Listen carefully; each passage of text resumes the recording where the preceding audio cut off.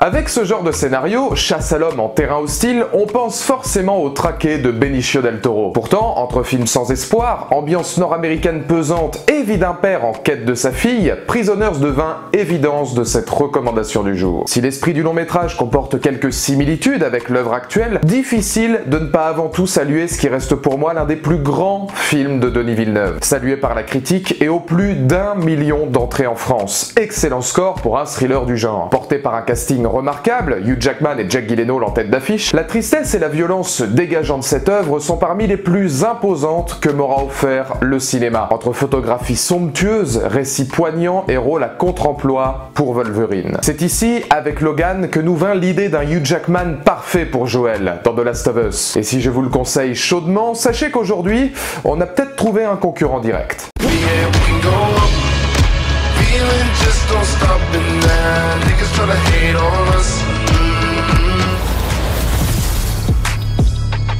Bonjour à toutes et à tous, c'est Valou et bienvenue pour cette toute nouvelle vidéo, cette toute nouvelle critique consacrée à putain. C'est simplement un conseil, hein, mais regardez ça quand vous avez passé une bonne journée. Ah non, parce que si vous êtes dans un mauvais mood, vous allez vous suicider après ce film-là, c'est obligatoire. Ou plus sérieusement à la critique de The Silencing, c'est très bon, rassurez-vous, mais c'est vrai que c'est pas très festif. Un film de Robin Pront, réalisateur belge. L'Europe continue d'envahir le cinéma américain dans un côté particulièrement intimiste et d'auteur que j'adore. Robin Pront, qui avait d'ailleurs réalisé il y a 4 ans, je crois en 2016, Les Ardennes, un film que j'avais regardé complètement au hasard parce que, dédicace au club sportif Sedan-Ardennes et à Sedan, toute ma famille vient de là-bas. Bon, ça ne parle pas du tout hein, du club sportif Sedan-Ardennes, loin de là, mais c'était plutôt pas mal. Alors il a peut-être fait quelques longs métrages depuis, j'en ai aucune idée, mais content de le voir passer l'Atlantique pour arriver avec Nikolai Coster-Waldau et Annabelle Wallis dans les rôles principaux, notre bonne vieille Grace Shelby. Et alors je préfère vous le dire tout de suite, l'art est subjectif. On peut y accorder de temps en temps quelques notions d'objectivité évidemment, mais j'ai toujours trouvé l'art subjectif et c'est d'autant plus probant avec ce long métrage, une petite pépite qui s'est offert à moi dans la semaine et je vais vous dire je m'y attendais. En ayant vu les bandes annonces, l'environnement, cette ambiance extrêmement anxiogène, ce huis clos en extérieur, Nikolai Coster-Waldau qui campe pour moi l'un de ses meilleurs rôles au cinéma pour la simple et bonne raison qu'il est typiquement le genre d'acteur capable de jouer un protagoniste sans espoir,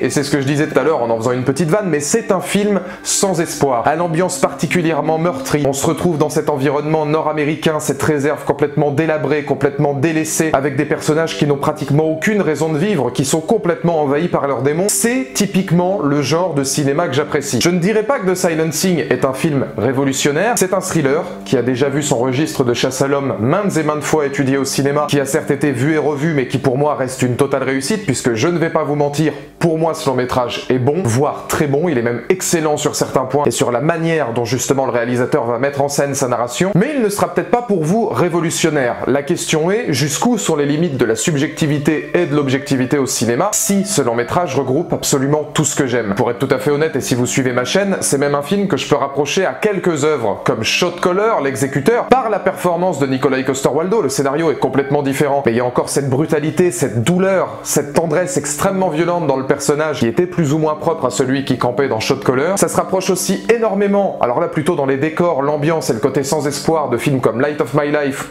ou Les Brasiers de la Colère. Là pour le coup je trouve qu'on est très proche des Brasiers de la Colère sur cette histoire de vengeance, j'y reviendrai après quand je vous raconterai le film. Et puis aussi dans la mise en scène, dans la façon d'emmener la narration, dans ce côté nord-américain particulièrement froid et sombre. On pourrait penser à Prisoners avec Denis Villeneuve, c'est quand même vous dire à quel point on a des films qui tiennent la route quand on parle ensuite de The Silencing. Cette critique sera donc divisée en deux parties, la première consacrée au film et la deuxième sur le talent de Nikolai Coster-Waldau, parce que techniquement il faut que je vous en parle, c'est vrai que c'est le rôle idéal pour ce genre de performance. On pourra encore parler peut-être d'une interprétation de Nikolai Coster-Waldau dans la série Last of Us, en tout cas il en est pas loin. I do snare kids. When they talk out of turn. The Silencing, c'est donc le film, vraiment, que je vous conseille chaudement cette fin d'année, c'est le film à voir. J'aurais adoré le découvrir au cinéma. Quand je sais que Light of My Life, par exemple, j'ai eu l'occasion de le voir, ça a été vraiment une petite claque cinématographique de mon année. À la location sur Amazon, alors il est pas sur Amazon Prime, il est pas sur Netflix, effectivement, bon je pourrais vous dire, le téléchargement est votre ami, n'hésitez pas à même vous le procurer peut-être en Blu-ray si vous êtes comme moi collectionneur, car comme je l'ai dit, c'est tout ce que j'aime dans le thriller oppressant, particulièrement sombre, avec énormément de messages de fond et surtout plusieurs histoires en une. Car nous suivons l'histoire de Rayburn qui, 5 ans après la disparition de sa fille, continue de la chercher dans une réserve qu'il protège, lui qui était un ancien chasseur réputé du pays. Et c'est alors qu'il commence à complètement perdre espoir que de l'autre côté de la ville, le shérif campé par Annabelle Wallis va devoir déjouer les plans d'un tueur en série qui sévit justement dans la réserve du bon vieux Jaime Lannister. La première chose que j'ai envie de souligner, et on le voit tout de suite dès les premiers plans, c'est l'importance des décors que mettra Robin Pront au sein de son long métrage. C'est un thriller qui commence d'emblée de manière très oppressante, par la mise en scène qu'il va offrir au décor, à l'environnement extrêmement lugubre dans lequel vont graviter Annabelle Wallis, Nikolaj Coster-Waldau et le reste du casting. Ce sont des personnages complètement torturés, qui ont tout perdu, qui n'ont pratiquement plus aucune raison de vivre et qui se raccrochent finalement à des illusions pour pouvoir continuer à vivre, que ce soit l'envie de retrouver sa fille après 5 ans de disparition pour le personnage principal, ou que ce soit pour le personnage d'Annabelle Wallis qui va tenter de s'occuper d'un petit frère complètement drogué, qui s'est complètement perdu dans une ville où il n'y a vraiment aucun espoir. Je le répète, ce mot est important, par le côté très anxiogène que va avoir cette réserve et cet environnement forestier. C'est un huis clos en extérieur et le réalisateur va constamment jouer avec cette échelle de plans. C'est là que ça m'a plutôt fait penser à Light of My Life, c'est qu'on va avoir énormément de plans larges, d'immenses cadres où le décor et l'environnement fera office d'ambiance permettant au spectateur de comprendre l'enfer dans lequel les personnages se trouvent, et le fait de personnifier ces lieux hostiles pour presque mettre métaphoriquement en image la douleur des vies des protagonistes, mêlée à la simple vocation de jouer sur cet environnement pour rendre sa chasse à l'homme violente, immersive et surprenante,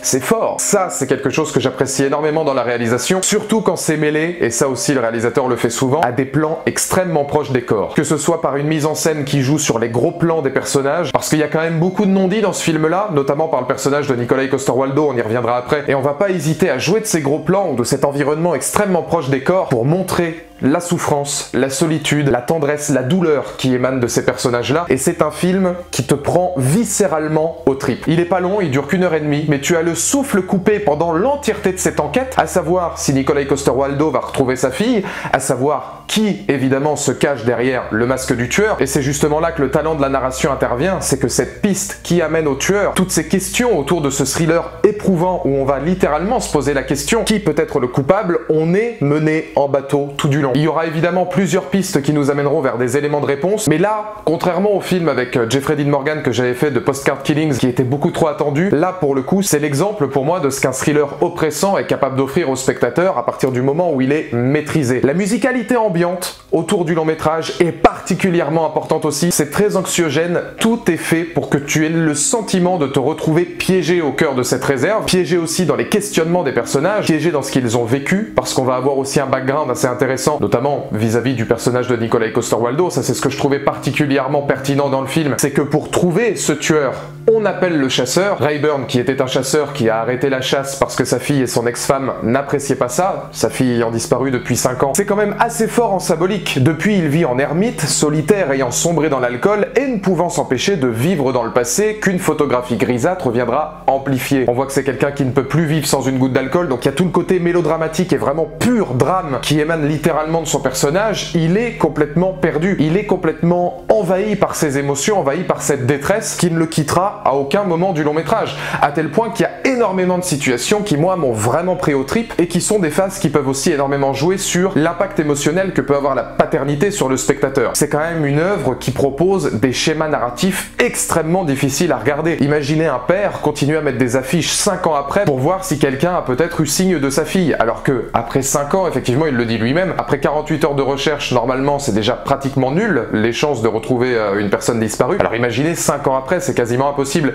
Il le sait, son ex-femme le sait, et ça donne des scènes extrêmement dures où son ex-femme lui propose quand même à un moment donné de signer un papier pour autoriser les funérailles et clamer haut et fort qu'il y a un avis de décès. Mais pour lui c'est impossible, et ça te prend littéralement en haleine parce que c'est des sujets extrêmement compliqués à négocier. Il y a une situation, alors là ça ne vous spoilera rien, mais il y a une situation où il va retrouver une petite fille dans la forêt et où il va lui montrer l'affiche portée disparue. Avez-vous vu Gwen, je crois c'est Gwen Swenson, c'est le nom de sa fille. Quand tu vois le regard de Nikolaj Coster-Waldau à ce moment-là, l'émotion qui en émane, et toute la dualité, et tout le background qu'il va y avoir justement, où le film ne tombe pas dans l'erreur de faire de cette petite fille-là une sorte de fille de substitution, une fille adoptive, comme on pouvait l'avoir dans Last of Us avec Joel et Ellie par exemple. Alors je dis erreur, pas pour Last of Us, mais parce que justement c'est des situations qui auraient pu être assez faciles, voire dans Last of Us déjà vu. On ne va pas du tout chercher dans cette mouvance-là. Par contre, effectivement, on retrouve ce côté paternel qui va s'offrir à toutes ces séquences où on sent que Nikolaj Coster-Waldau a une prestance et un charisme absolument remarquable. C'est tous ces segments-là et toute cette émotion que j'ai trouvé absolument parfaite. Jusqu'au plan final, jusqu'à la résolution finale où on est très proche des brasiers de la colère, où tout devient finalement une question de vengeance. Le casting est impeccable, ça j'ai aucun problème. C'est vrai qu'Annabelle Wallis, j'étais pas spécialement fan de Grace dans Peaky Blinders, je la trouvais particulièrement agaçante, mais ne reste que l'actrice réussissait parfaitement à faire le boulot, parce qu'on parle beaucoup du personnage de Rayburn, mais il y a aussi toute la thématique autour de son frère, vous le verrez, qui vit des épreuves extrêmement difficiles et où elle va se retrouver justement mêlée à soit continuer son travail de shérif dans les règles de l'art, soit peut-être potentiellement aider son frère, quitte à faire des choses qui ne seront pas forcément toujours très catholiques. C'est extrêmement sombre, il n'y a aucun espoir, il n'y a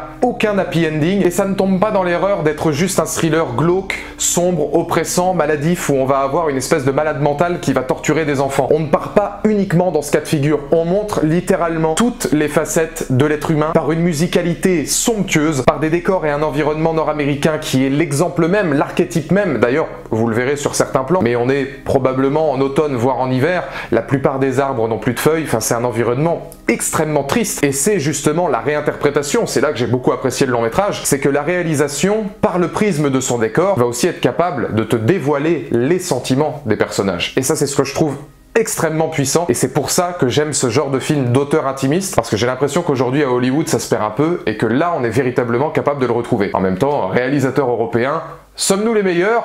On embrasse pour une fois la Belgique, après ce magnifique Coupe du Monde, on s'en souvient. I do snare kids. When they talk out of turn. Nikolaj Coster-Waldau, partie très rapide, puisque j'ai déjà eu l'occasion d'en parler auparavant, extraordinaire. Alors, c'est vraiment un acteur sous-estimé pour moi, ou en tout cas sous-employé, parce que quand je vois ce qu'il est capable de donner, la tension, l'émotion qu'il était capable de transmettre dans Game of Thrones, bon, qui avait été salué, ça c'est une évidence, mais surtout des travaux comme L'Exécuteur ou ici de Silencing, j'aimerais vraiment un jour que Nikolaj Coster-Waldau se retrouve au cinéma, dans une grande œuvre du 7e art, avec peut-être, je sais pas, Brian De Palma l'avait fait dans Domino, récupérer Nikolaj Coster-Waldau. Le film était passé complètement sous silence et alors avait été complètement boudé par la critique et par les fans. Moi ce que j'aimerais c'est que quelqu'un comme Martin Scorsese le récupère par exemple. J'adorerais voir Nikolaj Coster-Waldau mis en scène par le génie de Martin Scorsese dans un grand film, dans un premier rôle. Beaucoup verront peut-être Joel dans Last of Us avec The Silencing, notamment sur les différents passages où il cherche sa fille, où il va s'occuper d'une autre enfant qu'il trouve dans la forêt. C'est vrai que là, effectivement, on a beau vouloir Hugh Jackman, on n'est pas loin non plus d'un rôle de Joel dans Nikolaj Coster-Waldau. Il a au-delà de la phrase, parce que mine de rien, il a quand même du texte, mais je trouve que c'est l'absence de dialogue, moi, qui fait la richesse du personnage. Il a dans le regard, sans un mot, une violence, une tendresse et une tristesse qui émanent à chaque scène, qui est absolument fantastique. C'est un acteur extraordinaire. Alors, je comprends pas pourquoi on le voit pas plus que ça aujourd'hui, mais c'est un acteur qui a l'opportunité quand même de saisir des rôles qui sont prenants. Shot Caller, celui-ci, enfin c'est quand même des films où à un moment donné, je pense que lui aussi, à l'instar peut-être d'acteurs comme John Bernthal, etc., sont peut-être des acteurs un peu plus sélectifs, qui vont sélectionner les rôles qu'ils veulent par rapport à un script qui leur plaise. Et moi, c'est vrai que s'ils pouvaient éviter de jouer dans le prochain Marvel, par exemple, qui n'aura absolument aucun intérêt, pour finalement être dans un long métrage comme ça, je préfère 100 fois qu'il soit dans des films d'auteur. Et c'est un plaisir de vous les faire découvrir, mais il est d'une émotion absolue. S'il y a pour moi quelque chose qui devrait, voilà, en un mot, représenter The Silencing, c'est l'extrême violence qui devient littéralement poésie et tendresse qui peut émaner d'un personnage qui finalement n'aura pas non plus de happy ending. Encore une fois, c'est un film qui n'a que très peu d'espoir et ça lui colle à la peau. Ça lui colle littéralement à la peau. C'est l'éloge de Nikolaj Coster-Waldau. On retrouve du Jamie, mais il est capable encore d'élever son niveau de jeu autrement pour qu'à un moment donné, ce soit plus l'acteur que tu vois, ce soit littéralement Rayburn. Et ça, je trouve que c'est fantastique. Donc dans les commentaires ci-dessous, n'hésitez pas à me donner votre point de vue. Je vous le recommande chaudement. Franchement, n'hésitez pas à aller le voir. Même vous procurer le DVD, le Blu-ray si vous voulez. Enfin, moi, je pense que je vais le faire à mon avis très rapidement. C'est vraiment ce genre de film qu'il faut voir et c'est malheureusement ce genre de film que j'aurais adoré pouvoir être projeté en salle, que j'aurais adoré voir au cinéma. Je suis même pas sûr que sans le Covid, ce film aurait eu l'opportunité d'être diffusé parce que c'est vraiment des toutes petites œuvres et c'est des œuvres intimistes qu'il faut absolument avoir vu foncer. Une place n'est pas un mot mais une promesse d'avenir pour croire en mes rêves. T'es dans le vide et l'autre sur l'accélérateur. Être gentil c'est vraiment cool, être honnête c'est fédérateur. Vest qui toujours l'est, faut qu'il y en a de plus en plus.